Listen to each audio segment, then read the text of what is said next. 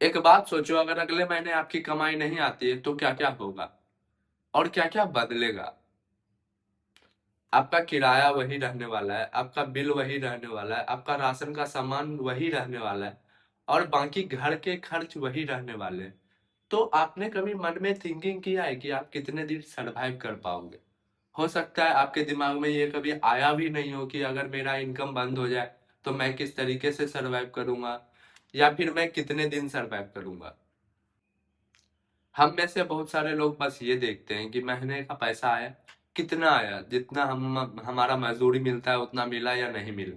उसके बाद हम देखते हैं किराए वाले को कितना देना है, ईएमआई कौन कौन सी लेके रखी है हमने, राशन वाले को कितना देना है, ये सब दे के पता ही नहीं चलता कि महीना कब खत्म हो गया। हो सकता है आपका 15 दिन में ही आपका पूरा पैसा ड्रेन हो जाता हो। आपको मंथ एंड में समझ में नहीं आता होगा कि कहाँ से पैसे लाऊं। और कभी इमरजेंसी आ गया तो ये दोस्त से लेने की नौबत आ जाती होगी या फिर किसी से लेने की नौबत आ जाती है। अगर आप इस स्थिति में हैं तो क्या आपने अपने आप से पूछा है कि क्यों मैं ऐसे स्थिति में हूँ, क्यों मेरा पैसा नहीं बच रहा है? हम ये सवाल अपने आप से कभी नहीं पूछते क्योंकि ये बहुत अनकंफर्टेबल फील कराता है, अपने आप को थोड़ा जलील करवाता है। और जो इस तरीके का क्वेश्चन होता है ना, हम इसे अवॉइड करने की कोशिश करते हैं। हम अपने आप से भागने की कोशिश करने लगते हैं।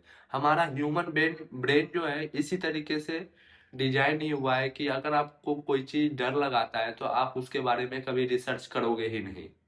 हम लोगों की गलती क्या है पता है? हम जो प्लानिंग करते हैं ना वो बस कमाने तक का करते हैं कि ये पढ़ लूंगा, ये कोर्स कर लूंगा, यहाँ पे जॉब लग जाएगी तो इतना इनकम आएगा। ये कभी नहीं सोचते हैं कि उस इनकम के आने के बाद हम उस इनकम को किस तरीके से डिजाइन करेंगे जो हमें फाइनेंशियल फ्रीडम की ओर लेके जाए, जो हमारी इमरजेंसी में हेल्प करे, जो कभी भी मुझे पैसे के बारे में ना सोचना पड़े। इस तरीके से हम नहीं सोचते हैं। हो सकता है आपका सैलरी 10,000 हो सकता है आपका सैलरी 20,000 हो या फिर आपका सैलरी 50,000 हो। अगर आप इस लूप में फंस गए हैं कि आपका सैलरी आता है और आपसे खर्च हो जाता है तो आपको फाइनेंशियल एजुकेशन की जरूरत है। आपको अपने आप को आपको अपने आप पर फाइनेंशियल फ्रीडम का ज्ञान देना पड़ेगा। आपको आपको वो सारी बुक पढ़नी पड़ेगी जो फाइनेंशियल फ्रीडम की ओर आपको लेके जाएगा। फाइनेंशियल फ्रीडम का इम्पोर्टेंट टॉपिक है ये इमरजेंसी फंड। इमरजेंसी फंड ही आपको फाइनेंशियल फ्रीडम की ओर लेके जाता है। आपके पास इमरजेंसी फंड है तो आपको सोचना नहीं पड़ेगा कल दिन कुछ हो गया तो मैं कैसे सर्वाइव करूंगा। आपको मिनिमम 6 मंथ का इमरजेंसी फंड रखना चाहिए।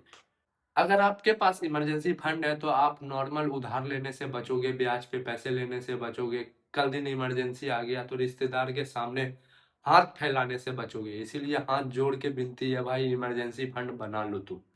सबके लिए इमरजेंसी फंड का साइज अलग अलग होता है। मैं आपको अगले वीडियो में बताने वाला हूँ कि इमरजेंसी फंड क्या होता है और कितना होना चाहिए। पैसे जमा करने को इमरजेंसी फंड हम लोग नहीं बोलते हैं, ये बात हमेशा याद रख लेना। बहुत लोग ऐसा सोचते हैं कि अगर हम पैसे को जमा कर रहे हैं ना तो वो इमरजेंसी फंड हो रहा है। नहीं, ये बिल्कुल गलत है। आप अपने लिए एक टास्क समझो कि अगर अगले मंथ मुझे जीरो इन्वेस्टमेंट, जीरो पैसा इनकम आया तो मैं किन किन खर्चों को अवॉइड करूंगा और मैं किस तरीके से सर्वाइव करूंगा। हाय, दिस इज मोनू कुमार और मैं जा रहा हूँ 0 से 10 करोड़ की ओर। अभी मेरा करंट पोर्टफोलियो 3.5 लाख का है। अगर आपको इन फाइनेंशियल एजुकेशन लेना है तो आप इस चैनल से जुड़ सकते हो। और मेरा पोर्टफोलियो भी आप देख सकते हो, मेरा इंस्टाग्राम पे हाईलाइट पे लगा हुआ है। और मैं हर एक मंथ अपलोड करता हूँ कि मैंने क्या इन्वेस्ट किया, किस में इन्वेस्ट किया और आप किस तरीके से इन्वेस्ट कर सकते हो।